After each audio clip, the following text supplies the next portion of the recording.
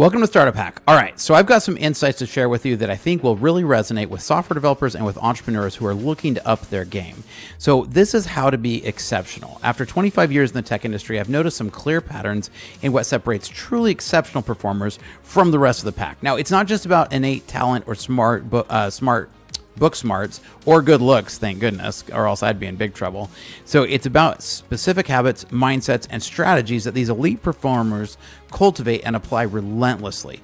Now, I'm not saying I'm perfect at these, but these are just some things that I've learned that have really helped. So I've seen these principles in actions, both in my own career, as well as in the success of others or some of the failures of others and of people around me. So in this video, I want to really distill some hard-won lessons into practical roadmap so you can start to apply some of these to level up your own skills. So these are just some battle-tested wisdom that I've got here that I want to be able to share with everybody.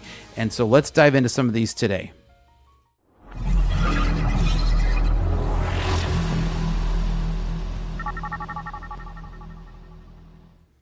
Welcome to Startup Hack. I'm Spencer Thomason. Here at Startup Hack, we train software developers in our licensed coding boot camps and build custom software solutions for companies. With a decade of executive leadership as a fractional CTO and 25 years in software development, I've mastered transforming tech teams and products. All right, so the very first thing is to embrace a growth mindset. Now, what does that mean? Exceptional developers and entrepreneurs understand that skills are built, not just born, right? They'll view challenges as opportunities to learn and to grow, not a threat to their ego, right? So they're not afraid to admit when they don't know something and then dive in and try to learn it, right? I know I've always told myself when I hit something really hard to be like, somebody has figured this out before. A human has figured this out.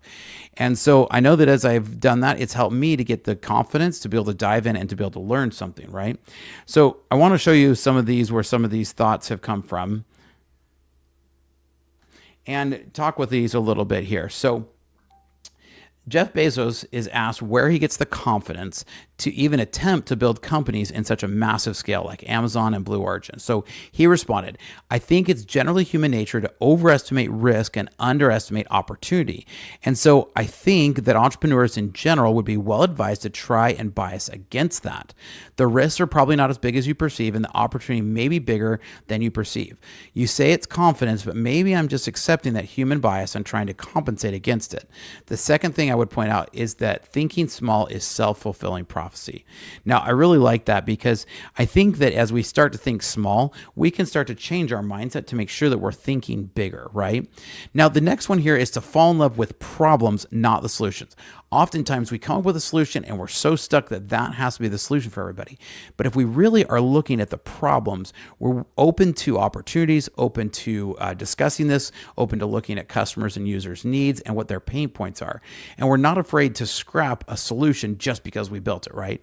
Sometimes we become so married to a solution that it becomes our baby, right? So we become relentless and relentlessly focused on delivering value, not just on some clever code, right? I've seen developers are like, wow, isn't this code really great? And you're like, yeah, it doesn't really solve the problem though, right? So they understand that great software is built through iteration and feedback, not on a single stroke of genius, right? Now, the next one is you want to cultivate a bias for action, right? Sometimes we tend to be busy and we say busy is something, but we really want to make sure that we're taking action on things that solve real world problems, right?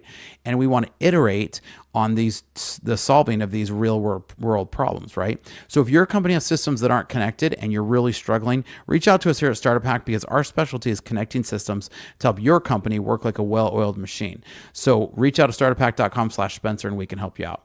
Now, the next one here is off of a tweet that I want to share with us here. And so let me grab this next tweet here. So Chris Williams is quoting Alex Hormozi here as he said, I'm astounded how many people want to be spectacular in life, but also want to be normal. By being normal, you are by definition aiming for average. Normal people get normal results. And this is from Alex Hormozi and then quoted by Chris Williams.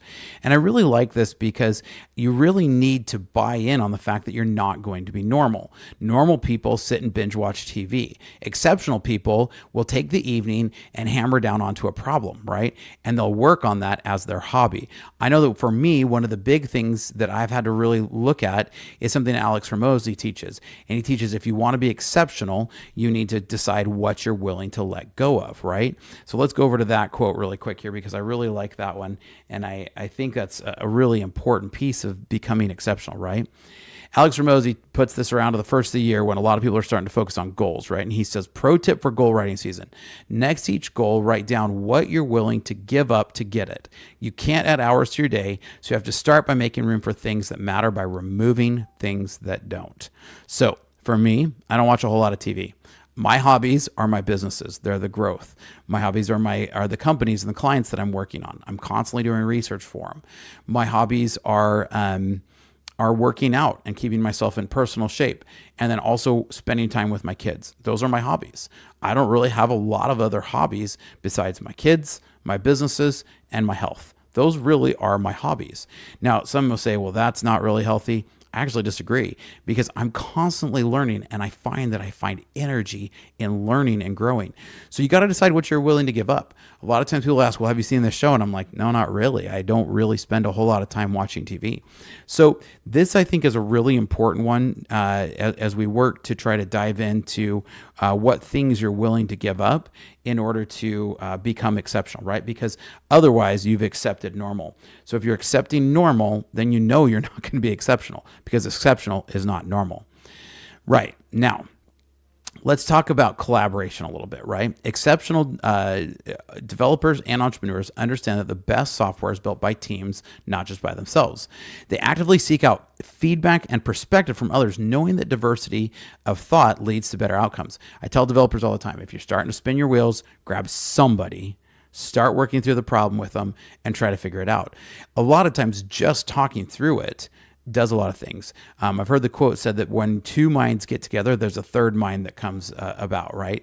And this is really important, because as you do that, great ideas can really come from anywhere. And I believe that there's an energy that comes as two people get together and work on an idea.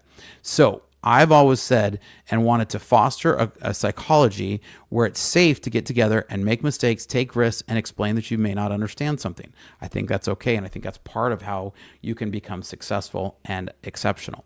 Now, if your company is struggling to become exceptional and you need some help to connect your systems, reach out, because here at Startup Hack, we do a lot of work with companies to help them.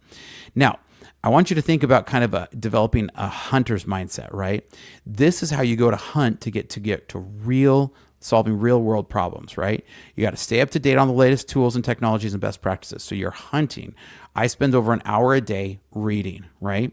This is important, because if I'm just sitting back waiting, my skills won't stay sharp and I will fall out of things with the tech industry. The tech industry is moving so quickly. And as I've worked through the 25 years, it's continued to increase how fast it moves, right? So view every project as an opportunity to learn something new and add to your toolkit. Even if a project isn't successful, great, you learn from it, you move on, right? This is a fast moving world of tech, and you've got to be able to do it. Now, you also need to be able to prioritize. This means that you've got to be able to dive in and work on the tasks that are most important, even if they're not fun. Usually some of the most important tasks are not fun, right? So you've got to be able to have a really keen sense of what's truly important and not just merely urgent, right? Sometimes the urgent, noisy thing can be there, and you kind of even just need to say, look, I'm putting that away for right now because I got to do this, right? I do this with my videos and my YouTube channel all the time, right?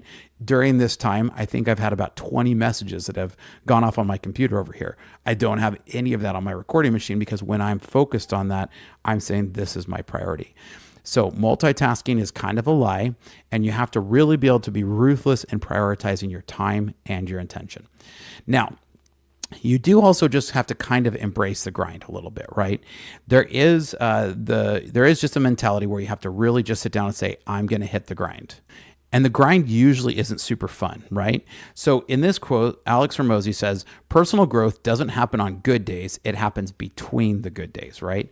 And I really like this, because I think this is important as you're really diving in to understand that the grind means hard, right? You have to have grit and resilience to be able to push through some difficult challenges and tough days. The tough days are going to be there. Sometimes the most difficult things are between your mind and the keyboard, right? You've got to be able to figure out problem solvings, push through it, and drive through to it, right? So this becomes really important to understand the personal growth doesn't just happen on your best days. It happens between them, right? So celebrate some successes, but don't rest on them. Always stay hungry and keep driving. Now, you do need to manage your energy, not just your time. And so this is one that's really been a struggle for me. I've generally struggled with being a bit overweight. It kind of makes sense because I sit on my butt every day, right? So one of the things I have to make sure I do is prioritize sleep, exercise, and good nutrition, right? Now, the sleep part I struggle a little bit with because I've always been someone who's been able to maintain 5 or 6 hours of sleep a day. But I've done some specific things. So for instance, I've noticed that putting on a breathe right strip before I go to sleep at night allows me to get more oxygen and to sleep better. I've noticed that when I exercise, I feel more confident and I'm able to maintain my stress levels better. And then as I focus on my nutrition, your waistline doesn't get changed by exercise. That gets changed in the kitchen, right? Abs are built in the kitchen, and I'm far from having abs, so don't worry. I'm the model dad bod here. But like your abs are not built in the gym; they're built in the kitchen, right? So you've got to make sure you're focusing on nutrition and exercise and balancing it with your work life, right? This is really important to make sure that you're maintaining breaks and that you're setting times to do that. Now, as you set your goals, make sure that you're, like we talked about before, make sure you're willing to give up some things. If you're not, then you're not going to be exceptional. You're going to be normal, right? So you've got to be able to cultivate that mindset, right? Now, on the flip side, you can't be afraid to ask dumb questions. I tell my team all the time, hey, I'm going to ask a dumb question. Generally speaking, almost every time I've asked a dumb question, something good has come from the outcome of it. So don't hesitate to say, hey, I'm just going to ask this question, even though I maybe should have known this, but and usually it's going to do something, right? So understanding true mastery comes from a constant practice and refinement, not just a one-time achievement. I didn't get my degree and then be like, well, great, I've got everything made. I actually have learned everything after my degree, right? In a Startup Hack Coding Bootcamp, we teach the fundamentals to get somebody to an intern level. Then we get them out into the workforce as fast as possible so they can truly learn to code. Now, what are your thoughts? What have I said here that's been helpful? What have I said that's dumb? Love to hear you guys' thoughts. Here at Startup Hack, we love to train software developers in our licensed coding boot camps, as well as to build custom software solutions for companies. So reach out because we'd love to help, and we'll catch you guys next time. Want to become a software developer but don't want to spend 4 years in college and rack up massive student loan debts? Think you need technical expertise to get started? Welcome to Startup Hack, a better way to start your software career without student loans and years without income. One-on-one tutoring is included so you never get stuck and have guidance through the whole process. No technical experience is necessary. Learn at your own pace and in your own space. Startup Hack has worked with local state agencies in your area to make it so that qualifying students can get the program costs covered entirely and students can start earning while they learn. Hi, I'm Jacob, and I completed the full stack development course offered by Startup Hack. One thing setting Startup Hack apart from any other coding bootcamp was the quality of one-on-one tutoring available. All of the projects that we did were challenging and thought-provoking, but left me feeling very accomplished and very prepared for my first job that I was offered just days after completing the program. Hello, I'm Tom, and I completed the full stack development course offered by Startup Hack, and I must say that it was an excellent experience. The tutors is what set this course apart from others. They were knowledgeable, experienced, and always available to help provide me with guidance and support. Do not hesitate to take advantage of this affordable and efficient software development course. Complete our 3-month coding bootcamp, gain hands-on experience, and land a paid internship. With 2 years of experience on average, our graduates are making over $80,000 per year. The 3-month program includes technologies from Microsoft, Google, and Facebook. No debt, just a quick path to earning. Check out startuphack.com to code your future and start today.